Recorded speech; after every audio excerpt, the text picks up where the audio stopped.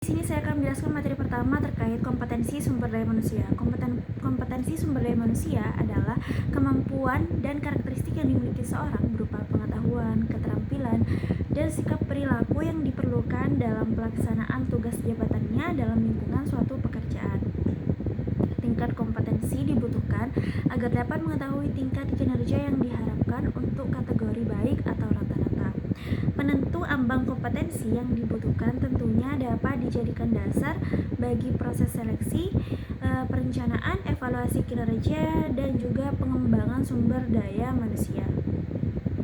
Kompetensi sumber daya manusia Basarnas memegang peran penting dalam menjamin kualitas putusan arbitrase dan kepercayaan para pihak yang bersengketa. Beberapa aspek kompetensi yang perlu dimiliki oleh sumber daya manusia Basarnas antara lain yang pertama yaitu penguasaan terhadap prinsip-prinsip syariah Islam yang berkaitan dengan ekonomi maupun keuangan. Kemudian yang kedua, pemahaman yang mendalam tentang hukum arbitrase dan peraturan-peraturan terkait. Yang ketiga yaitu kemampuan analitis dan keterampilan dalam menangani sengketa yang kompleks. Dan yang terakhir yaitu integritas dan independensi dalam menjalankan tugas sebagai arbiter.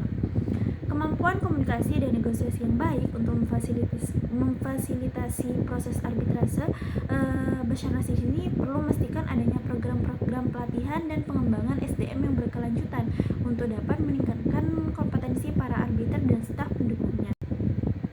Kemudian materi yang kedua yaitu tantangan dan prospek Basarnas. Adapun Basarnas menghadapi beberapa tantangan dalam menjalankan peranannya sebagai lembaga arbitrase syariah di Indonesia. Antara lain yang pertama yaitu kurangnya pemahaman masyarakat itu sendiri tentang keberadaan dan peran Basarnas. Yang kedua yaitu persaingan dengan lembaga arbitrase lain yang lebih mapan dan lebih berpengalaman. Yang ketiga yaitu kebutuhan untuk terus mengikuti perkembangan industri keuangan syariah yang dinamis. Dan yang terakhir yaitu keterbatasan sumber daya manusia dan pendanaan untuk mendukung operasional Basarnas itu sendiri. Namun meski demikian, Basarnas di sini juga memiliki prospek yang sangat menjanjikan dengan pertumbuhan industri keuangan syariah masa kini. Adapun peluangnya yang dapat dimanfaatkan antara lain yaitu meningkatnya kesadaran masyarakat itu sendiri tentang pentingnya penyelesaian sengketa sesuai dengan prinsip-prinsip syariah. Yang kedua, dukungan dari pemerintah dan lembaga-lembaga terkait untuk memperkuat peran Basarnas. Yang ketiga yaitu potensi untuk memperluas cakupan layanan arbitrase ke wilayah-wilayah baru di Indonesia. Yang terakhir yaitu peluang untuk berkolaborasi dengan lembaga arbitrase internasional dalam menangani sengketa lintas batas. Nah, dengan memanfaatkan prospek ini dan terus meningkatkan kompetensi sumber daya manusia, Basarnas dapat memperkuat posisinya sebagai lembaga arbitrase syariah yang terpercaya dan juga kredibel di Indonesia itu sendiri. Demikian yang dapat saya sampaikan. Assalamualaikum warahmatullahi wabarakatuh. Saya pemateri ketiga akan menjelaskan mengenai keterbatasan jaringan kantor Basarnas. Jika dibandingkan dengan Badan Arbitrase Nasional Indonesia atau BANI dan Badan Arbitrase Pasar Modal Indonesia atau BAPMI, maka Basarnas yang relatif baru berdiri ini masih harus berbenah. Pembenahan mencakup seluruh aspek sarana dan prasarana yang ada di Basarnas, baik yang menyangkut sumber daya manusia maupun infrastruktur yang digunakan.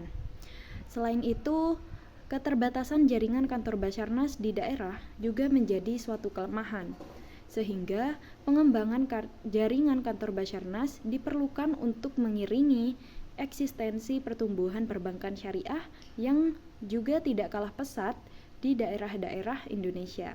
Demikian materi ketiga, saya persilahkan kepada pemateri selanjutnya. Baik, di sini saya akan menjelaskan tentang lemahnya dasar hukum arbitrase syariah. Dalam sistem perundang-undangan di Indonesia, eksistensi badan arbitrase syariah di sini merupakan hal yang legal. Hal ini dibuktikan dengan Undang-Undang Republik Indonesia Nomor 30 Tahun 1999 tentang arbitrase. Lahirnya Undang-Undang Arbitrase sebagai konsekuensi dari penerapan Undang-Undang Nomor 14 atau 1970 tentang kekuasaan kehakiman dasar hukum arbitrase syariah di Indonesia dianggap lemah berdasarkan beberapa alasan yang dapat diambil dari pertanyaan di atas. Yang pertama, ketiadaan pengaturan eksplisit dalam UU Nomor 30 Undang-Undang Nomor 30 Tahun 1999 tentang arbitrase hanya mengatur arbitrase secara umum tanpa menyebutkan secara eksplisit tentang arbitrase syariah. Yang kedua, ketiadaan ketentuan khusus untuk arbitrase syariah, yang dimana memberikan fleksibilitas kepada para pihak untuk menentukan pilihan hukum yang akan berlaku terhadap sengketa mereka. Yang ketiga, kekuatan eksekutorial yang bergantung pada pengadilan meskipun putusan kasasi ini memiliki kekuatan eksekutorial setelah menolak perintah dari pengadilan.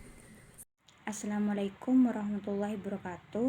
Baik, di sini saya akan menjelaskan poin yang kelima, yaitu sumber pendanaan yang tidak jelas. Dari beberapa ada sumber pendanaan yang tidak jelas karena disebabkan lazimnya bermacam transaksi yang diakadkan.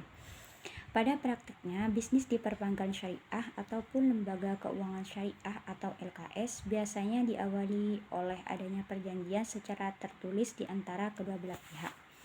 Terpenuhinya semua perjanjian bergantung pada perjalanan perjanjian itu, karena dalam perjalanannya, perjanjian tertulis itu bisa berjalan dengan lancar dan ada pula yang terkendala. Pertikaian dan persengketaan antara para pihak terjadinya karena adanya ingkar janji atau tidak dipenuhinya prosedur yang tertuang dalam perjanjian tersebut. Dengan tidak terpenuhinya janji yang sudah disepakati pada perjanjian, maka dapat terjadi karena kesengajaan atau ketidaksengajaan. Namun yang namanya sudah undang-undang tidak melihat hal itu. Kelalaian yang dilakukan dalam bentuk apapun harus dipertanggungjawabkan.